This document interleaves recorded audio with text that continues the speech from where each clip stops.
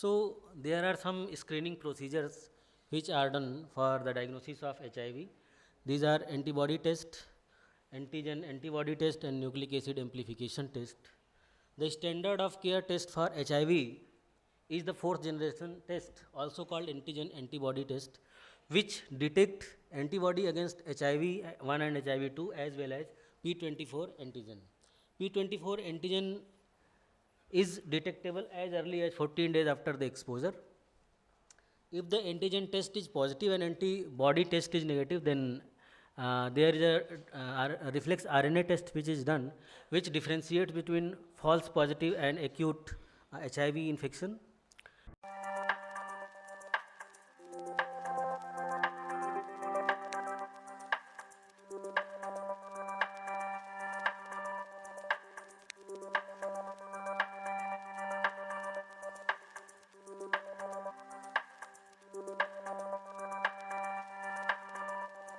Very good morning, seniors and colleagues. As you know, my topic is shedding light on HIV and STD investigative techniques. So, as we know that HIV is a very serious problem in our society, in our country. So, HIV testing should be done at every level of healthcare system to diagnose HIV as early as possible. 40% estimated new cases are transmitted by the persons who are unaware of their HIV infection.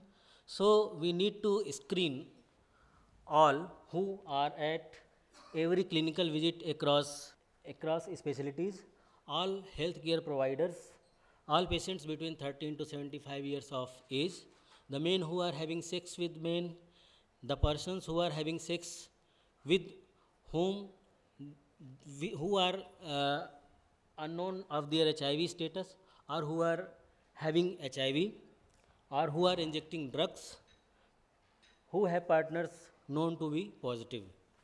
Next. So there are some screening procedures which are done for the diagnosis of HIV. These are antibody test, antigen antibody test and nucleic acid amplification test. The standard of care test for HIV is the fourth generation test, also called antigen antibody test, which detect antibody against HIV 1 and HIV 2 as well as P24 antigen. P24 antigen is detectable as early as 14 days after the exposure.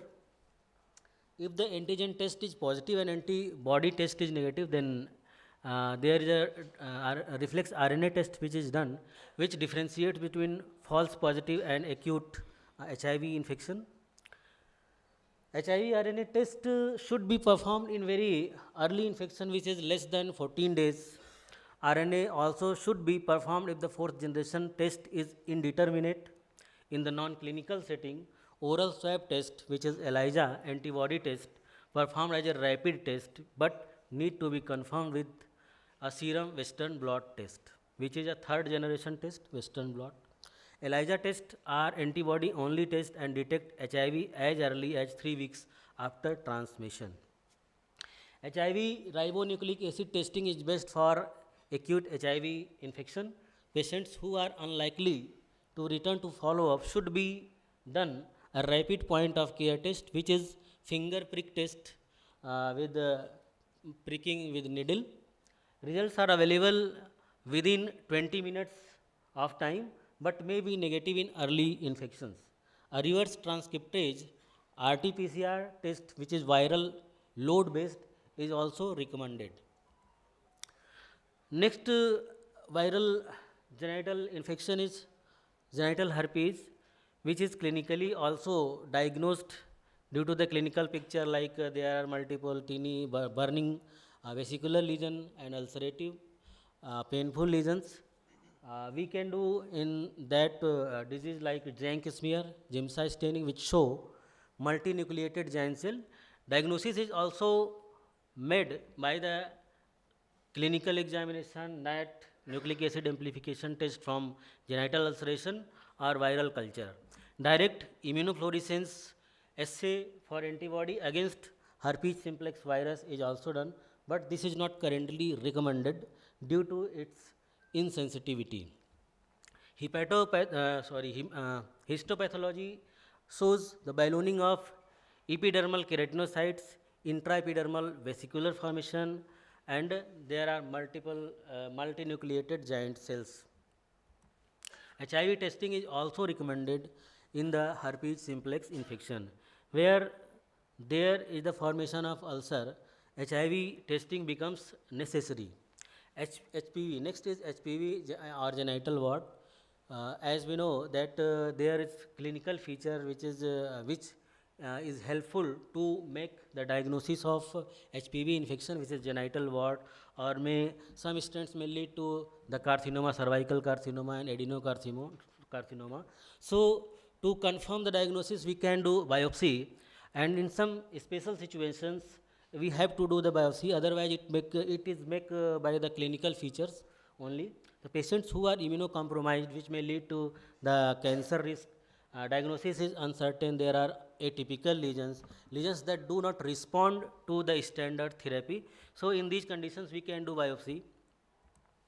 Reflex HPV testing can be done on the cervical cells from a pap smear to identify HPV subtypes, especially in the women. HPV with reflex pap smear with the reflex HPV is also known as co-test, in which pap smear usually detect the changes in the cervical cells due to the HPV, while HPV testing detect the HPV itself, human papilloma virus.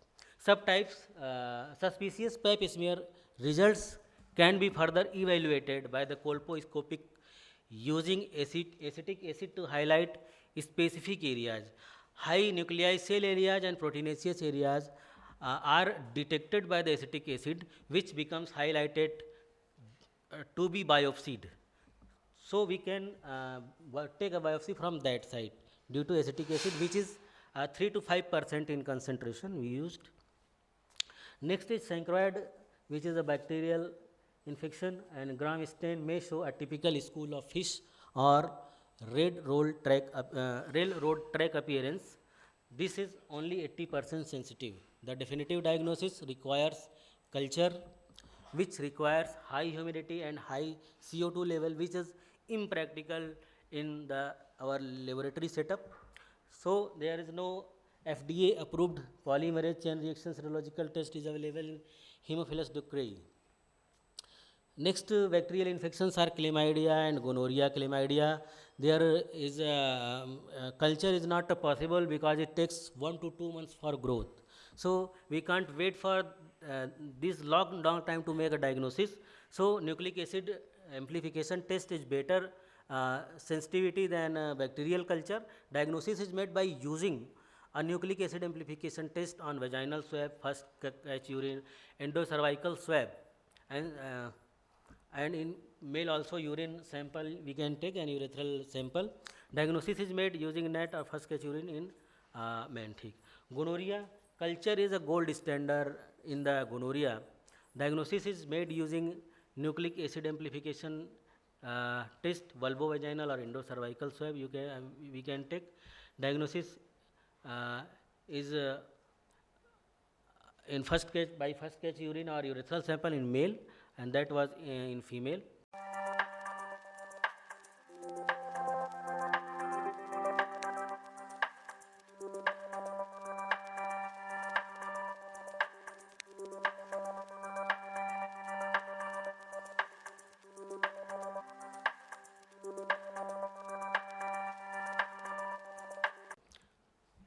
Next is granuloma inguinal, which is also known as donovanosis, which is caused by Klebsiella granulomatis. The diagnosis is primarily clinical based and Donovan bodies are present. Donovan bodies are rod shaped, oval shaped intracellular inclusion bodies which looks like a safety pin, which is also known as safety pin appearance, and take stain like dark purple. The infecting organism is difficult to culture, and no FDA approved molecular diagnostic laboratory test is currently available. Next is lymphogranuloma venereum, which is caused by Chlamydia trachomatis. The initial diagnosis is based on clinical presentation and by eliminating other causes of genital ulcerations with inguinal lymphadenopathy. So we need to differentiate all those STDs which present with ulcerations and inguinal lymphadenopathy. So these are the chancroid, herpes, granuloma inguinal, and syphilis. These also should be excluded from lymphogranuloma venereum. Lymphoma, penile cancer, and HIV are additional causes of lymphadenopathy, which must also be excluded. Serological testing with complement fixation, microimmunofluorescence, or NAT can confirm the diagnosis, but PCR-based genotyping is the most definitive investigation. Due to availability, nucleic acid amplification testing is usually preferred and recommended for all patients with proctocolitis. Finding chlamydia trachomatis in a genital, lymph nodes, or rectal specimens through the culture, direct immunofluorescence, or NAT is diagnostic and confirmatory. Men who have sex with men and have proctocolitis should be tested for all strains of Chlamydia trachomatis. HIV testing is especially recommended in the patient's population. Next is pelvic inflammatory disease. As we know, there are multiple clinical features in pelvic inflammatory disease on the basis of which we can make diagnosis, like presence of lower abdominal pain, pelvic discomfort, purulent vaginal discharge, abnormal vaginal bleeding, and dyspareunia. Findings which are suggestive for pelvic inflammatory disease are as follow: fever higher than 101 degree Fahrenheit, cervical friability, mucopurulent cervical discharge, saline microscopy of vaginal fluid show abundant WBCs, elevated ESR or C-reactive protein. These are findings are present. Laboratory confirmation of Neisseria gonorrhea or Chlamydia trachomatis by NAT or culture can be done. A diagnosis of pelvic inflammatory disease is unlikely if the cervical discharge is normal and there is no WBC are seen on the weight preparation of the vaginal fluid. Nucleic acid test amplification testing for Neisseria gonorrhoeae, Chlamydia trachomatis, and Mycoplasma genitalium is recommended. These may be the differentials. Therefore, we need to differentiate these diseases also. Serological testing for HIV and Treponema pallidum should also be performed. Pregnancy testing should be done, and pelvic ultrasonography should be considered if we think about tubo-ovarian abscess. Next is Mycoplasma genitalium. Initially, diagnosis is primarily clinical based on symptoms and the exclusion of chlamydia and gonorrhea. Nucleic acid amplification test assays for Mycoplasma genitalium are now available and FDA approved with 96% or higher sensitivity. Mycoplasma genitalium should be suspected in all patients with recurrent or persistent gonorrhea or chlamydia infections and intractable urethritis. Next is the syphilis. The diagnosis is confirmed by a positive finding on serological test, which include at least one treponemal and one non-treponemal assay. No nucleic acid amplification test for syphilis are currently available. PCR test for Treponema pallidum have been developed, but none are FDA approved. There are two non-treponemal tests like VDRL and RPR, rapid plasma resin test.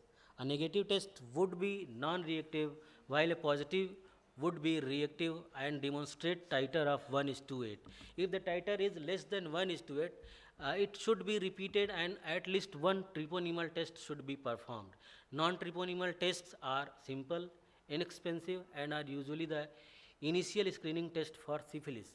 They will identify roughly 80% of the patients with primary syphilis and close to 100% with the secondary syphilis. They typically turn positive only after the appearance of primary chancre. However, they are not specific for the syphilis and can often give false positive results, so they are inadequate for the definitive diagnosis alone without confirmation from the treponemal test. Treponemal testing include the fluorescent treponemal antibody test and Treponema pallidum agglutination test are needed to confirm the diagnosis. They typically remain positive for life even after the successful treatment, making them ineffective for the tracking of disease. They are not used for tracking of the disease because after treatment they may remains positive. Therefore, only quantifiable non-treponemal test can be used for disease tracking like VDRL and RPR. Dark field microscopy can identify the infecting spirochete in 80% of the cases even before serological testing becomes positive, but is rarely performed due to the technical difficulties. Patients who presents with the possible neurosyphilis will need cerebrospinal fluid for sampling for diagnostic workup. VDRL testing of the cerebrospinal fluid is highly specific for neurosyphilis but not very sensitive. Treponemal test of cerebrospinal fluid is highly sensitive but less specific than VDRL test for neurosyphilis because some antibodies from blood are oozes out into the cerebrospinal fluid. Therefore, how HIV testing should especially be performed on all patients testing positive for syphilis. Next is a trichomoniasis diagnosis using nucleic acid amplification test of vagina, endocervical swab, urine analysis and urethral sample. Alternatively, a weight mount will show the motile flagellate protozoa. Patient diagnosed with trichomonas should also be tested for chlamydia, gonorrhea, HIV and syphilis. There is some guideline by the CDC for pregnant patients which should be done. Sexually transmitted infections can potentially cause serious health consequences. The guidelines, if the patient come at her first prenatal visit, all pregnant women should be tested for HIV, hepatitis B, hepatitis C and syphilis. All pregnant women who are at increased risk for infection should also be tested for chlamydia and gonorrhea. Pregnant women who test positive for chlamydia should be retreated 3 to 4 weeks after transmission and again within 3 months. Third trimester preferably at or less than 36 weeks. Rescreened women younger than 25 years of age are at continued high risk, and all those not previously tested for chlamydia, gonorrhea and syphilis. Pregnant women with high risk factors who were not previously tested should be screened for HIV and hepatitis B. Those patients who tested positive for syphilis at the prenatal visit should be retested. Thank you.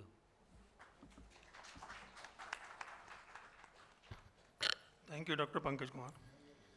Thank you, Dr. Pankaj, for such a wonderful insight. And these things are very important as day to day in our OPD we see so many STI cases now, and proper diagnosis and management is very important. So now I request Dr. Balamurugan sir to kindly come and felicitate Dr. Pankaj. Dr. Pankaj, please.